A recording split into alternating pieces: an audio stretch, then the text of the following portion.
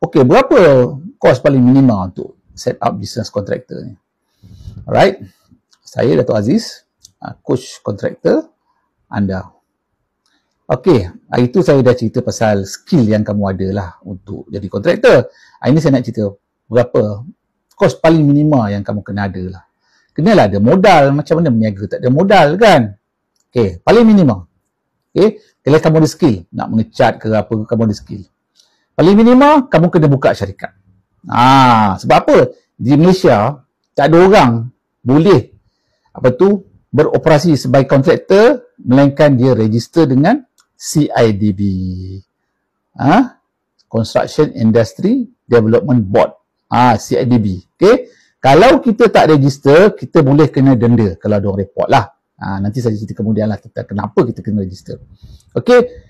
Paling minima, grade G1 dalam CIDB kita kena ada modal RM5,000.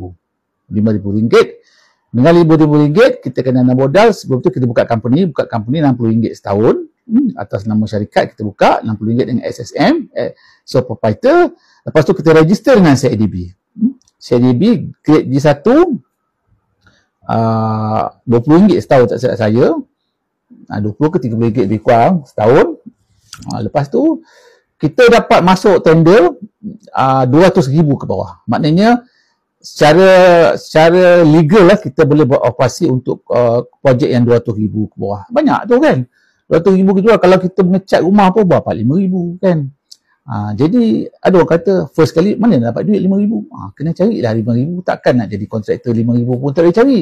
Okey, kalau tak ada duit tak apa, pinjam duit kita punya saudara mara ke atau mak bapak kita ataupun mak bapak kita yang ada tabung haji ke apa ke, tunjuk akaun dia kepada SSM lah, kepada CIDB kan, atau pinjam sekejap lah kan, yang penting ada lesen.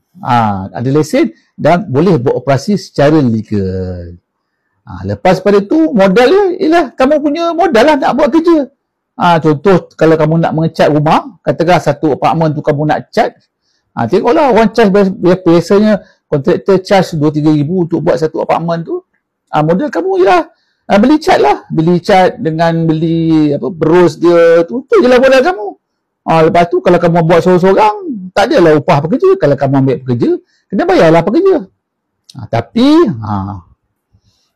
paling minimal kamu kena buka syarikat dan kamu kena register dengan CIDB. Nanti saya akan cerita dalam video akan datang kenapa kena ada CIDB. Assalamualaikum warahmatullahi wabarakatuh. Bye-bye.